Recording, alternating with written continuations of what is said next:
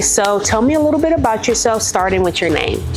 My name is Brisco. My favorite color is lavender, and I am a person who enjoys travel, but also I love to stay home. Okay, so you say you love to travel. Are you from Huntsville? I'm not from Huntsville. I'm actually from New York City. My entire family is from Alabama, and my mom is from Greensboro, Alabama, which is an hour south from Tuscaloosa, and my dad's side is from Birmingham, Alabama. Nice. So what brings you to Huntsville? I moved to Huntsville to be a news reporter, and I learned after 2.5 years that I was no longer interested in that career after spending 10 years in the news, and I just love the area, so there was no reason to leave. Yeah, so I see you all over Instagram doing all the things. Tell me, what is your favorite thing to post on Instagram? My favorite thing to post on Instagram is really showcasing my life in Huntsville. The exciting events that I get to go to. I now solely go to events to create content, and it makes me so happy. Bless your heart. You do that? Bless your, I'm such an old lady. Okay, so that was great. That was great. You want to take over? Do you need the mic? I'm not quite the second, Okay. but if you gotta. I don't have any more questions. You have anything else? No, I don't have anything else in I was weird like the first 2 questions. Okay. Well, when we were doing Two Truths and a Lie, you gave. Do you remember all? Because it took you a second to come up with lying. You have a problem with lying. Yeah. And that's actually. So, do you think you could lie to save your life, though? I would absolutely lie to save my life. Okay. All right. May I interject? Go right ahead. You get the lottery today. First 3 purchases that aren't, are common purchases: house, cars, things of that nature. What are the first 3 things you're gonna get That aren't common purchases? that aren't common purchases? Not personal not ones. cliche. Yeah, like if you want to go somewhere, you have a destination you want to get to. That's what that is. That's not common. That's Dive specific into to it a you. little bit Okay. more. Is a jet considered common? You gonna buy the jet, or you just want to ride on it? I want to buy a jet. You want to buy a jet? Yeah. Okay. So you really like traveling? I do. I like the convenience of a jet, though. That would be so cool. Have you ever been on a jet? I was going to say houses because I'm a realtor, but you said I couldn't choose that, so I didn't. No. Okay, let me tell my funny jet story, and it's not that funny. So I once was a news reporter in Mississippi, and we got a call after a hurricane disaster that people were flying in resources. And so in the concept of flying in resources, we needed to meet this plane at a local airport. We go to the airport, and I'm so excited to film the resources. It was a jet full of pet supplies. And they were flying in pet supplies. Wait. Hurricane disaster they're flying in. They Pet were supplies? flying in pet supplies, and it was pretty crazy. And there was a little portion of me that was angry that they were not flying in supplies for humans. Mm-hmm. Well, because the people liked the news story that I did, they invited me to follow them on the other side to commemorate all of the work that they were doing. Now, this story took a turn of events because I did not realize that during hurricanes and disasters, it was in New Orleans where the hurricane had hit, that people leave their animals behind because they're trying to pile up everything in their cars, their family and everyone. The animals often get left behind. There were animals that were so skinny, that looked so hungry, animals that were still tied up, that couldn't get to food and resources. And so it ended up being a really traumatic experience to see all of these like helpless animals when it was all said and done. But initially I was surprised that I was on a jet full of resources for animals after a hurricane. Little kibbles and bits. Kibbles and bits, dog food. It was crazy. I still have some of that footage in my hard drive. Yeah. And I know I'm segueing away from where we're talking, but I watched the Katrina documentary recently. Yes. And it's stuff that I already knew because I met a dude that was from one of the jails down there during Katrina, and he said they got left. Yeah. So he was like, he said, technically, he said, I'm a dead man. So I'm going to be out here living until. I said, okay, cool. But the documentary showcased like how many nursing homes got abandoned and how many prisons got abandoned. It's like, the way they handled that was crazy. They leave people behind. Everyone is in such a panic that so many people get left behind that you would never think. The hospitals, they aren't evacuated. They think like, oh, we can hold to the last minute, and now it's too late. And Next question. I don't want to fault them. I want to be clear. I'm not faulting them for, staying, because resources are what resources are. It's a predominantly poor city, but also predominantly white. Why they don't care. But you didn't answer my last question. You named one thing. What was the last question? Oh, okay. Yeah. So, if I won the lottery and I couldn't buy I had to buy 3 things and they weren't, let me start that over. If I won the lottery and I had to buy 3 things that weren't typical, I would buy a jet, I would buy a boat, and I would buy a grocery store. Okay, finally something on land. Okay. The jet, the boat. So I think that modes of transportation is equivalent to having access to resources. And so if I can fly, I can get somewhere who has what I need. If flying isn't an option, I can take a boat to wherever I need that has those resources. And then grocery store is like having that core of the resource.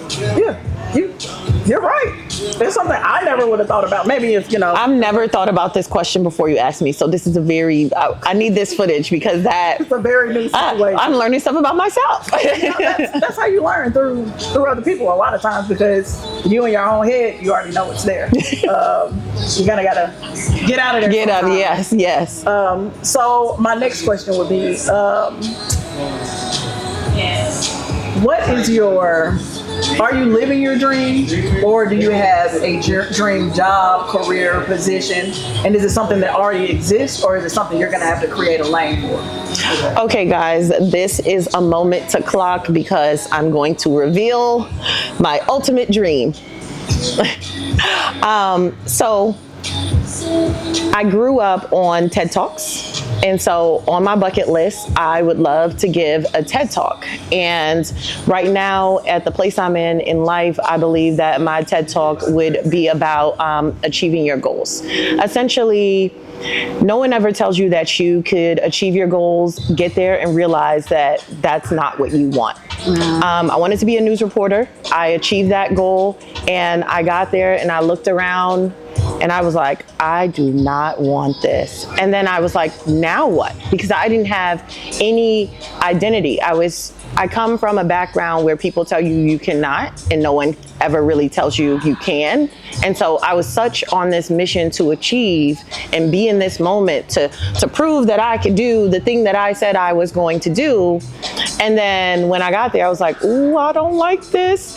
And now I don't know who I am because I so much immersed myself in that dream. And so church, the community, everyone always tells you don't have a plan B or plan C. You need to bank on plan A, and you need to pray about that, and you need to focus on that.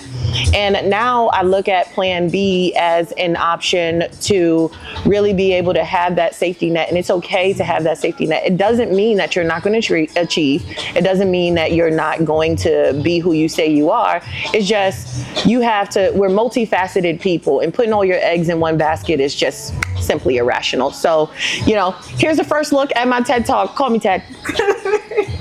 All you need is 5 figures. You can be on TED Talk. I don't got no money.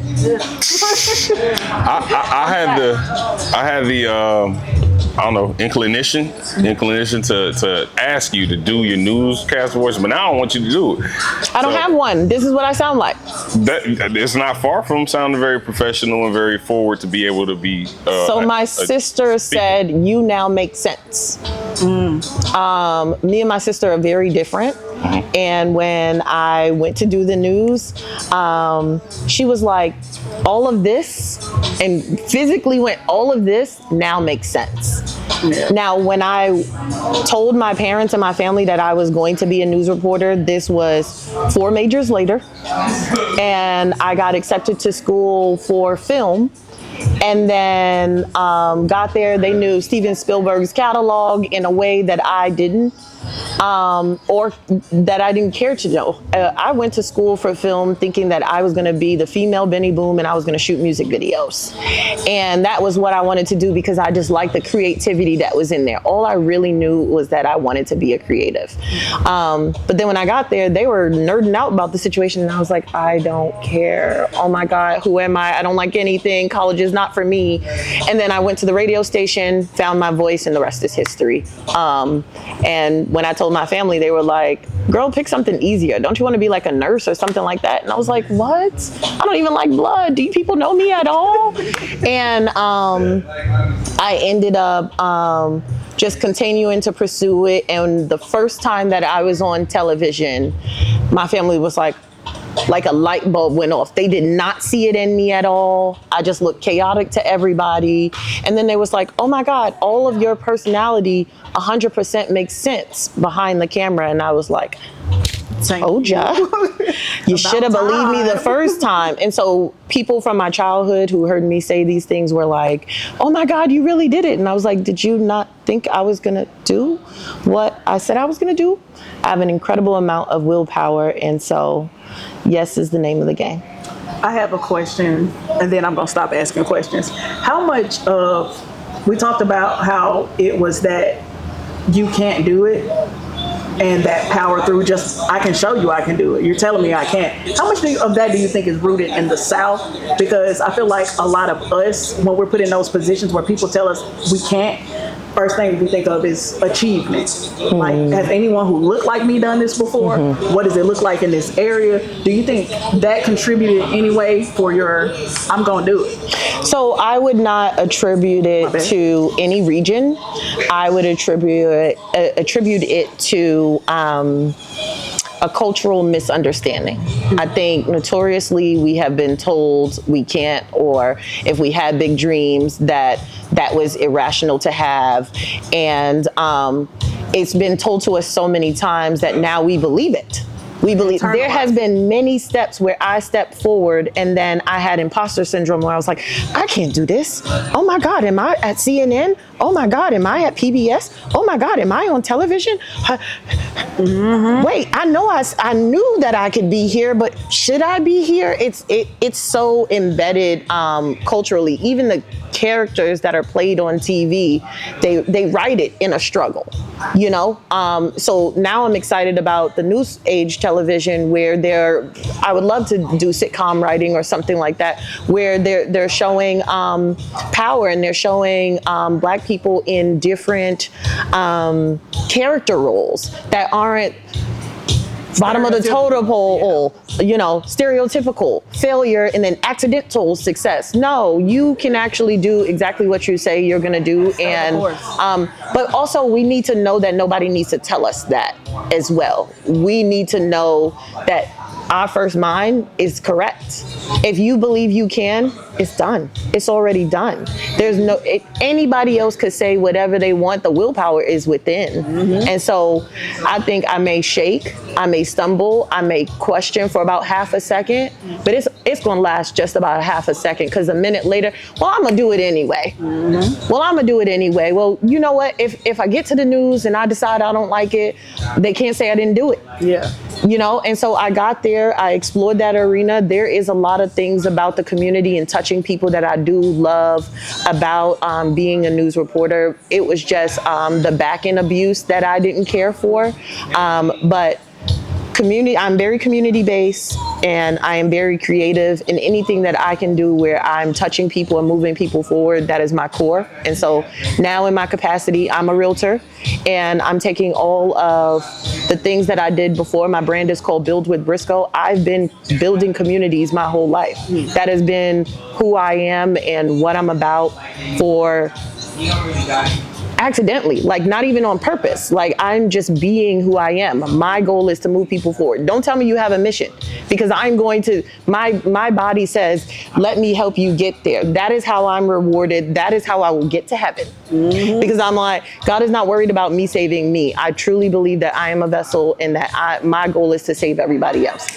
Don't tell me your goals. If you don't want to get there, do not tell them to me. Tell somebody else. Let's just get drunk and do something else. But if you say, I want my business to be here, every idea I got for your business is going to go there. It's so bad that my mom is like, stop giving people ideas. I'm like, I can't use them. They're not for me. They're not for my business. Yeah. So I'll wrap it up. I saw the little... Hey guys, my name is Brisco. This has been an evening with me, and I am so excited to meet you all and for you guys to get to know me. My brand is called Build with Brisco. You can find me on all social platforms at Build with Brisco, Brisco. All right, I'll see you next time. That was good. Wow. That was really Thank good. you. That was really good.